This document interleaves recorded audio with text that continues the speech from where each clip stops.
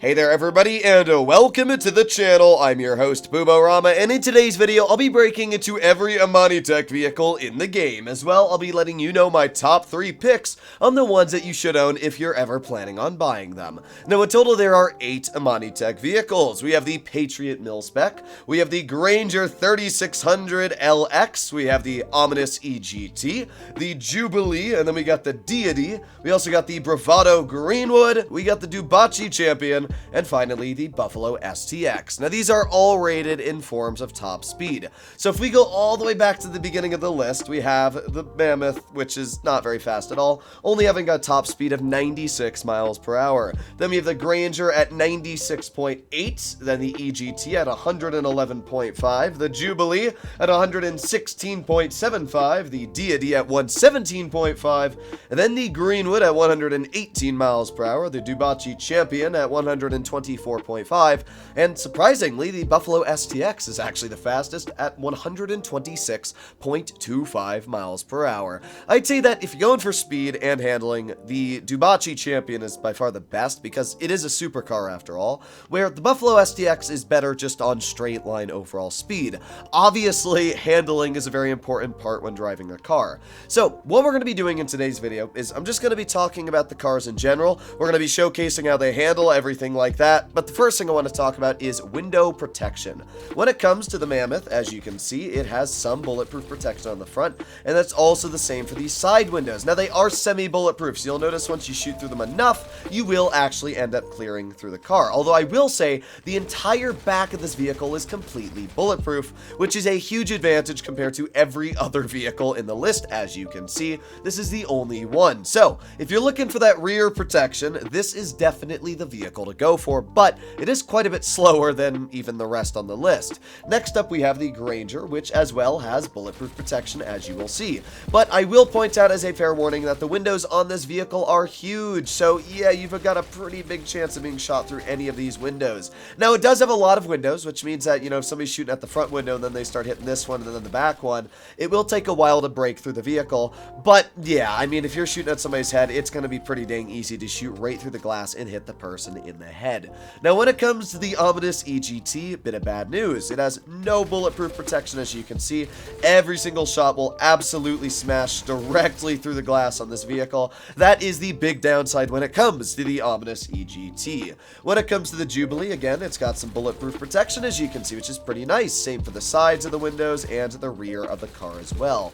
It's pretty weak, judging that, again, you can just shoot right through it and hit the person in the head, but at least it's nice to have some bulletproof protection. This is the same as well for the Deity, as you'll notice, all bulletproof or semi-bulletproof protection on the windows, and then the Greenwood is the only other car with non-semi-bulletproof windows. Again, I don't know why Rockstar didn't make these windows semi-bulletproof, but yeah, the Greenwood and the EGT, which are part of the later updates in the game, the Criminal Enterprise, do not have bulletproof windows. As you'll notice, the Dubachi Champion does have bulletproof protection, and I will say that I actually think the Champion is the best of all the protection. Yes, the Patriot Mil-Spec does have the entire bulletproof rear, but because the Champion is so low down, it's actually pretty awkward to like shoot somebody through the very small slanted windows that it has. I mean, even hitting the windows itself is a bit of a challenge. In the back, I mean, good luck hitting somebody's head from this angle. You're not going to. This spoiler actually perfectly blocks the head of the person. You'd have to be sitting like back here at this angle trying to, it's just weird. The Champion, in my opinion,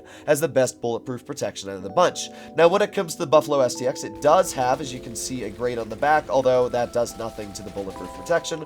You can shoot straight through it. Now, when it does come to the spoiler, it will, again, protect your head just like the Champion. So, if you're shooting at the back of this vehicle, I'd actually say that it's also got pretty dang good protection from almost every angle. It's also got semi-bulletproof windows, as you will see, so that's something that's absolutely fantastic, but unlike the Champion, it has a massive front window that you can very easily shoot through, clearing anybody in the front. So, now let's get onto the overall handling and why you'd buy all of these vehicles. Very quickly, let's talk about explosion resistance for all of these vehicles. Now, every single one of these cars is exactly the same on how many homing rockets and RPGs it can survive, apart from the Obey Ominous EGT. This vehicle can survive 12 RPGs and 12 homing rockets. The rest only survive 4 RPGs, and then they can also survive 12 homing rockets. Now, when it comes to protection, the EGT doesn't have those bulletproof windows, as we talked about. So, overall, I'd say it's a win and a lose. If you're not worried about being hit by RPGs, which I really wouldn't be, if somebody's able to connect 4 RPG rounds on you, I gotta be real, your driving is probably quite horrendous, because it's not gonna happen most of the time. So when I think of all these vehicles, I do think the EGT is an amazing car, but I just feel like getting hit by 4 RPGs isn't really gonna happen, so the benefit doesn't really outweigh the other vehicles too much in my opinion. Finally, let's talk about each of these cars and should you buy them or not. When it comes to the Patriot mil-spec, I think it's a pretty good vehicle, especially from that rear protection. It is pretty insane in that aspect, but the problem I have with the Patriot is that it's honestly really bad at off-roading. Look at how bad its ground clearance is, and I've tested this with my friends on the off-road course we do a lot of the time, and I was really expecting it to do well, but no, it didn't. It just does not have the ground clearance to really climb over rocks or drive through the water. It's just not a great vehicle in that aspect, which honestly kind of disappointed me as this is a Hummer H1. It's also not very fast, only going 96 as the slowest out of all the Imani Tech vehicles. So what I'll say is that yes, it is a pretty dang good vehicle. The fact that you can't be shot in the rear is really nice, but it's also the slowest, meaning that it's going to be the easiest to catch, to throw sticky bombs at, or whatever. It's definitely, in my opinion, actually one of the worst off Imani Tech vehicles in the game. Next up, we have the Granger. I'm not even going to bother driving this one because overall, I'll just say it's a worse version of the Jubilee. I think it looks nicer. Personally, I do think it looks nicer than the Jubilee. I actually really like the look of the Granger. Looks like a Tahoe kind of mixed with a Cadillac Escalade. I think it looks great, especially with the bulletproof protection, the lights on the front you can put. I think the vehicle overall is really nice. It can hold up to 4 people.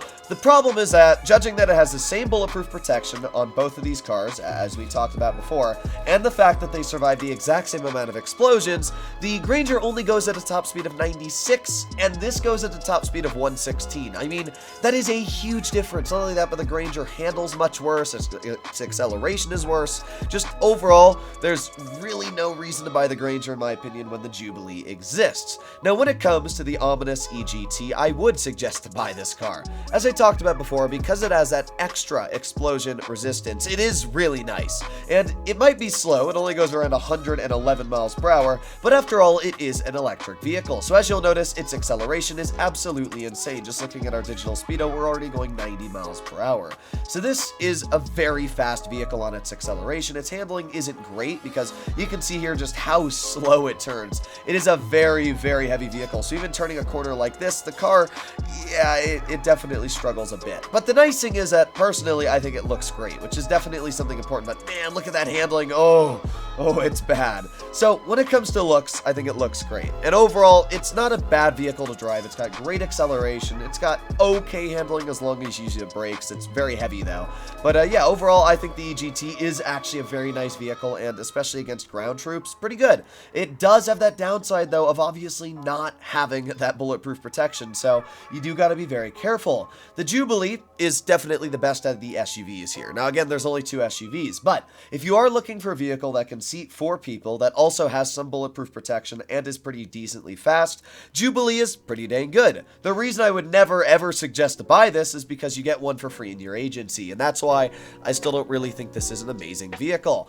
I mean, you can literally just steal the one out of your agency whenever you want it. You can request it just like it's your own personal vehicle, and because of that, like, yeah, I don't think it's fully upgraded, but it still has the semi-bulletproof windows, and it still has the armor plating on the side, meaning that overall, you're going to survive the same amount of explosions, and you got the same bulletproof protection. So I don't really think it's worth it to buy the Jubilee when you have one for free in your agency as it is, and you need to own an agency to upgrade this car in the first place. So yeah, honestly, just don't buy the Jubilee. It's a pretty nice vehicle, pretty fun to drive, but why buy it when you already own one? The Deity is an interesting car. I have never had one reason to buy it because, first of all, it's a sedan, which is weird, you know? Like, sedans are in a weird class because nobody ever races with sedans. I like the front. The front looks very similar to the Paragon R, which I'm a huge fan of, but the back, I'm not a huge fan of the back. Overall, as we talked about, top speed's not bad, about 117.5 miles per hour, and as you can see, the handling compared to the ominous EGT is just multiple times better because as we talked about, the EGT weighs literally a bajillion tons. Not only does it have the electric battery weight that's shoved on it, but it also has the actual armor plating weight. So yeah, very heavy. Overall, I would actually say the Deity is the best of the 4-seaters though. If you want a car that can seat 4 people, this is honestly a pretty good vehicle because it's fast, it's got really good handling, it's got a lot of things going for it. So I would definitely say that it is a pretty good vehicle in general, especially if you want to just get around very quickly, and it's got really good handling. I do think the Buffalo STX is a great 4-seater as well, but if you're just going for handling and you're as well just trying to have a nice chill drive, I think the Deity will get the job done. When it comes over here to the Greenwood, I think that this is the worst Imani Tech vehicle out of them all. Yes, the Patriot mil-spec is pretty lame, but I mean, at least it looks really cool. It's got that rear protection. It's got semi-bulletproof windows. This vehicle, I'm not even going to bother driving it. Like, sure, it's decently fast, but first of all, no bulletproof protection. And I don't really get it, you know? It's not the nicest looking car in my opinion. It also, unlike the EGT, it has no special protection. So yeah, that's what I think of that car. It can die. Goodbye. We're not even going to talk about that one. Next up, we have the Dubachi Champion, which is just an amazing vehicle in general. As we talked about, its windows are really small. And because of that, it's just super hard to shoot into the car and actually hit the driver, especially for AI. As well, it's very fast, going at a top speed, as we talked about, of 124. And unlike the rest of the cars, this one actually has really good handling, as you'll see. So overall, I do think the Champion looks great. I'm not a huge fan of that big old fender on the back, but I mean, you can obviously change that when you're upgrading the vehicle. Overall, great handling. It's got great protection. Definitely, in my opinion, the top pick out of the vehicles. But yeah, I think that the Champion looks the nicest as well. Finally, we have the Buffalo STX, which is based off what, the Hellcat in real life. Now I think the STX is a really solid vehicle. Not only does it have the semi-bulletproof window protection, but as well it's the fastest car, going at a top speed of 126 miles per hour. If you're going for a vehicle that can do it all, that has protection, that has 4 seats, that has a great top speed and decent handling, the STX is definitely the way to go, especially because I think that this is also one of the nicer looking cars. You will notice though, handling wise, it's pretty bad. It doesn't turn very well.